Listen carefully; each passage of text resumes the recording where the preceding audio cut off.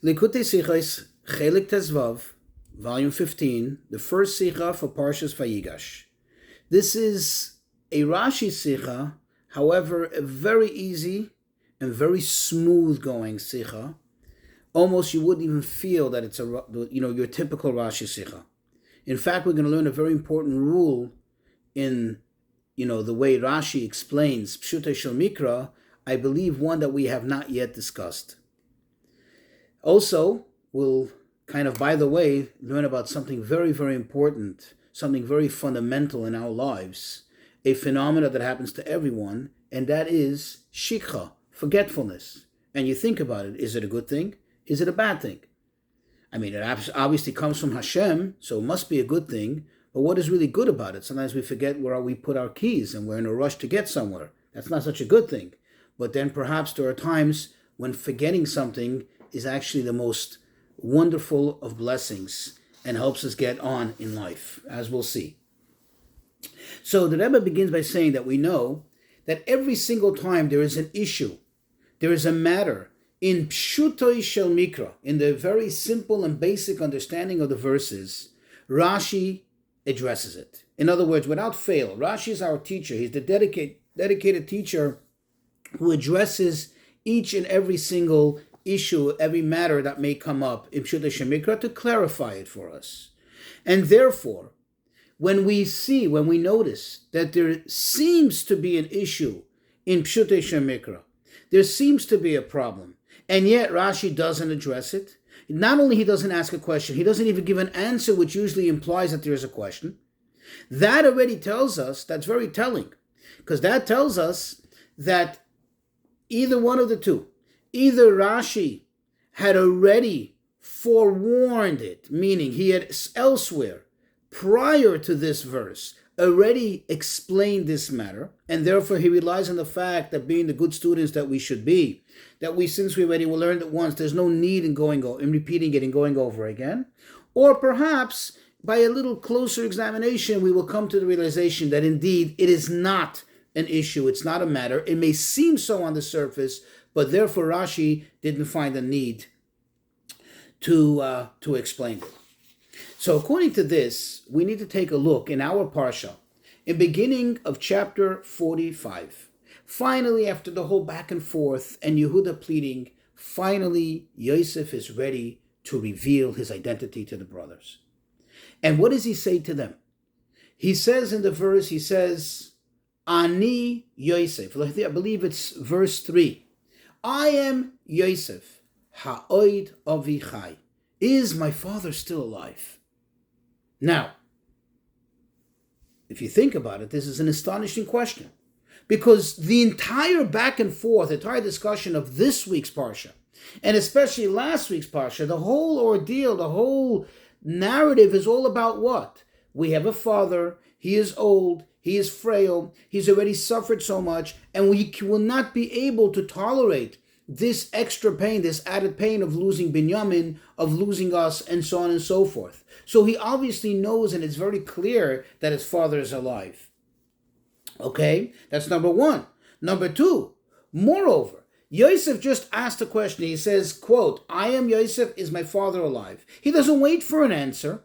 He doesn't wait for them to confirm that Yaakov is alive. Rather, he carries on and he goes right away. He says, listen, go quickly up to my father, go up to Israel, that is, and immediately bring him down here. So in other words, Yosef was quite clear, and it was obvious to him that Yaakov is indeed alive. So what exactly do these words mean? And Rashi says nothing. Rashi doesn't address it. So the question is, what exactly do these words mean? Obviously, they don't mean what we just thought they meant. It's not just a simple question as, is my father alive? Because in that case, Rashi would have to address it. The whole thing doesn't make sense. Rashi doesn't say anything. So obviously it means something more than just, quote, is my father alive? There's something behind these words. What is it exactly? And again, Rashi doesn't say anything. So the Rebbe brings from another commentator on the Torah, the Abarbanel, who explains it as follows, that he was really trying to do was to draw them into conversation. This is very unpleasant. There's a lot of tensity in the air. So what he tried to do, his intention was, says the Barbino, was to ask him, hey, to make small talk. Hey, is my father alive? And then when they respond to that, then go and continue and say, hey, how are your families? How many children do you have? And kind of draw them into conversation so they can have a friendly, brotherly chat. However, what happened, as the verse says, that v'lo yachlu echav la'anasai, so his brothers just could not answer him, ki nival b'fanav, they were totally bewildered, they were in total shock. And they were totally embarrassed. So they couldn't, so the conversation just didn't continue. And it would seem nice, plausible, at least at this point, it seems like a plausible way of explaining it.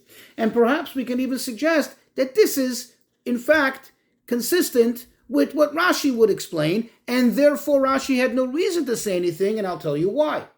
Because earlier in this book, in the book of Bereshis, in the book of Genesis, we find twice that a question was asked, but it wasn't asked as an informational question to garnish information that wasn't available. Rather, it was asked to draw the other party into conversation. The first time is when you look in chapter 3, verse 9, after Adam and Chava ate from the Eitz Hadas, from the tree of knowledge, and Hashem arrives in the Garden of Eden, and he says to Adam, Ayeka, where are you? Of course, Hashem knew where he was. And there, Rashi already explains that Hashem was trying to draw him into conversation, that he shouldn't be totally frozen in fear and not be able to respond. So Hashem kind of, made small talk, and hey, where are you? And later, when Cain killed his brother Hevel, again, Hashem knew exactly what happened. Hashem knew exactly where Hevel is and where he's buried. However, when Hashem approached Cain, what did he say to him? Hey, Hevel achicha, where is your brother Hevel? Okay? So it would seem that this is the reason why Rashi doesn't say anything, because this is the thinking here, and based on what he had already explained, not once, but twice, it's logical that Rashi relies on us to already know from there that this is a normal way of doing things to draw somebody into conversation, even though you're asking something which is obvious and clear to you. However, this is not so clear. It's not so smooth and not so obvious. And the Rebbe says a very simple, logical reason why.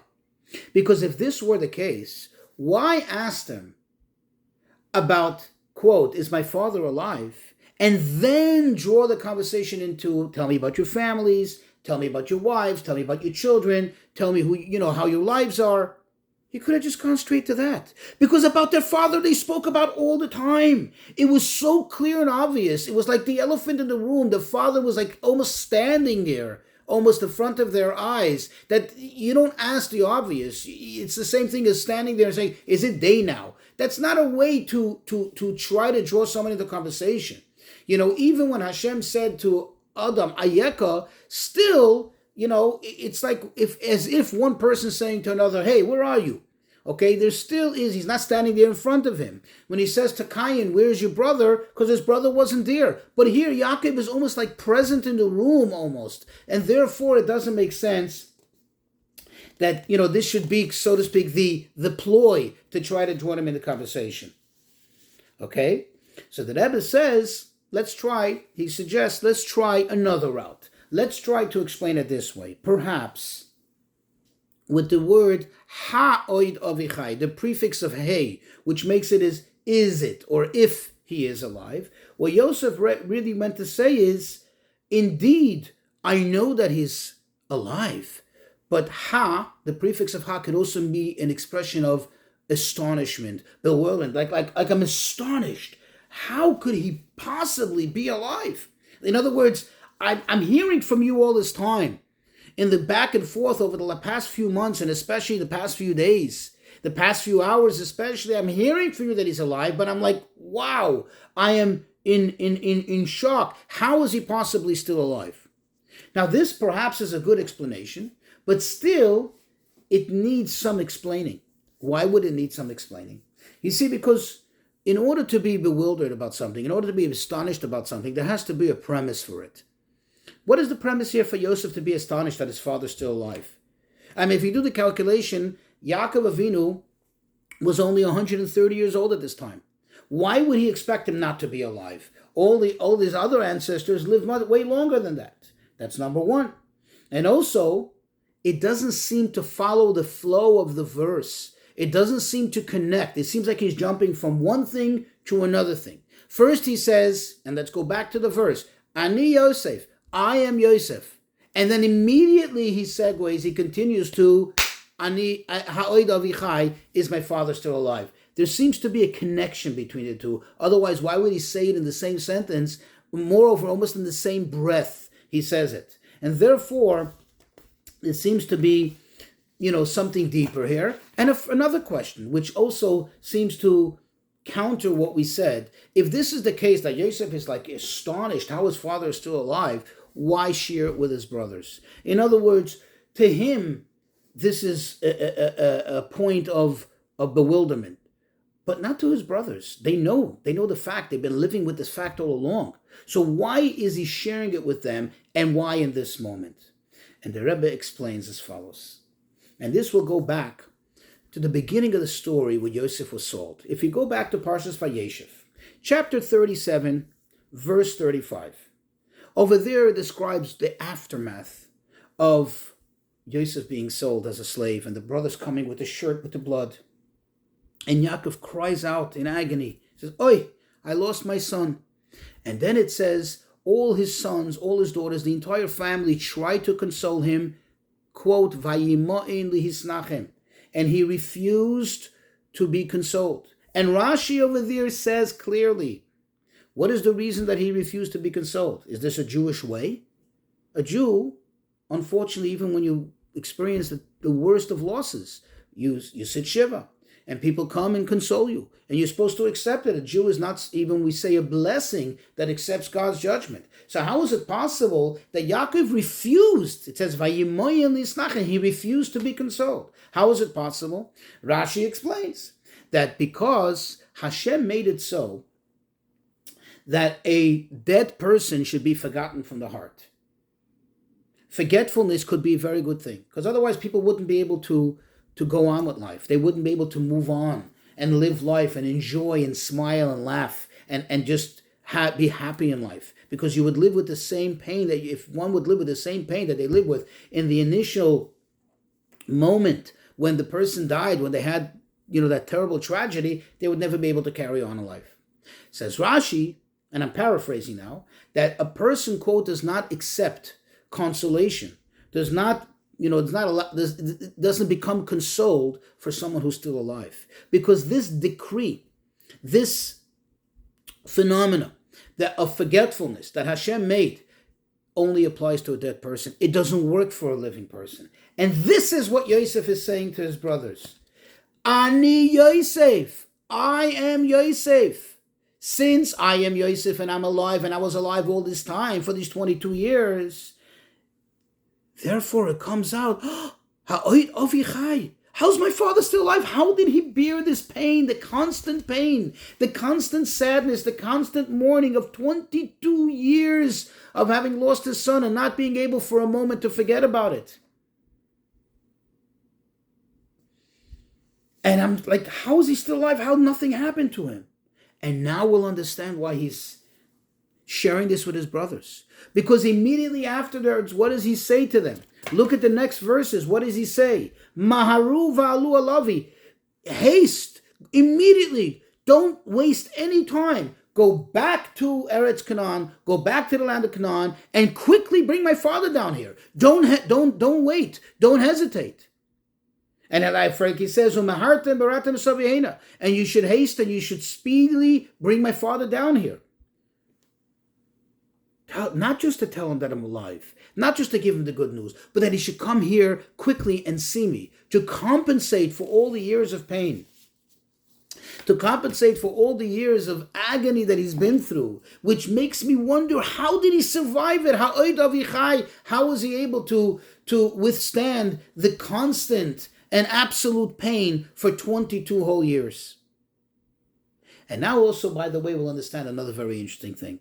By the way, now we already understand why Rashi didn't have to say anything, because Rashi had already told us in the past about this phenomena of forgetfulness. And now when Yosef says, Ha'od Avichai, after saying, Ani Yosef, after saying, I am Yosef, it makes sense, and we get a full perfect picture as to why he said it, why he's sharing it, but it's not just to express his astonishment, but more it's to prompt them and to prod them into doing what he's going to say next, and that is, go bring my father immediately. However, this still begs a question. If this is the case, wouldn't it make more sense that Yosef should have just jumped into his limo or whatever, his carriage, his royal carriage, and straight go up to his father? Show him that you're alive, and then bring him down to Egypt. In other words, why is he using this to prod them, to prompt them, in order to hasten their bringing their father down to him? It would seem more reasonable, if this is the case and he's so worried about his father's agony, to go up there and show himself to his father. Moreover, there is an issue of kibbud av va'em, to honoring one's father. You go to your father, not your father come to you. This is clarified by the verses. If you look in the narrative, Yosef says 3 times, and we know 3 times establish something as a fact, as an unmovable fact. He repeats 3 times, he says to them, don't worry, don't feel bad. Hashem sent me lemichya, Hashem sent me to salvation before you. And then he says again, Hashem sent me before you to feed you all and to feed all the people. And then he says again, it's not you who sent me here. It's not you who made me come here. It's really Hashem who orchestrated the whole thing. Why does he have a need to say this 3 times? And this is the answer. The answer is, what he's emphasizing to them is, look, I'm on a godly mission here.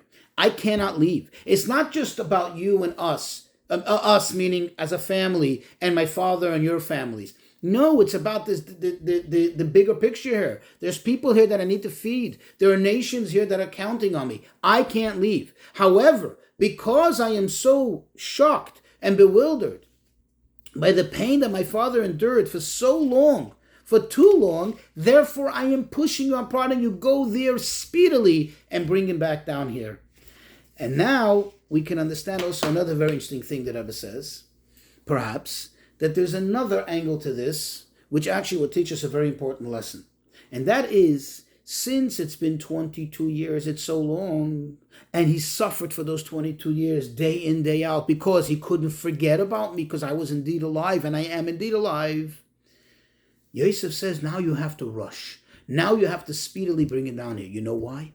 Because the reason for the 22 years, as we all well know, it was really because those 22 years that Yaakov suffered and the loss of Yosef correspond to the 22 years that he wasn't home and he wasn't able, or he did not perform the mitzvah of kibbud av va'em, bringing happiness to his own parents. Yosef says those 22 years are up. By virtue of the fact that my identity became revealed to you, those 22 years are up. Now do not waste any time. Because now any suffering he suffers over that 22 years is for naught. He doesn't deserve to suffer that. He doesn't need to suffer that. And therefore he should not suffer that. And that's why Yosef hastened him. And what's the lesson from that? The Rebbe says sometimes, when it comes to education, it comes to dealing with other people, sometimes there is a need for a little harshness. Sometimes there's a little need for the negative approach, or what we call the small docha, the left side, which pushes away a little bit. Meaning, there's a need for severity. But one has to be very careful. Never do it over the amount that's needed, not even an iota, because in that case, it becomes cruel and unnecessary punishment.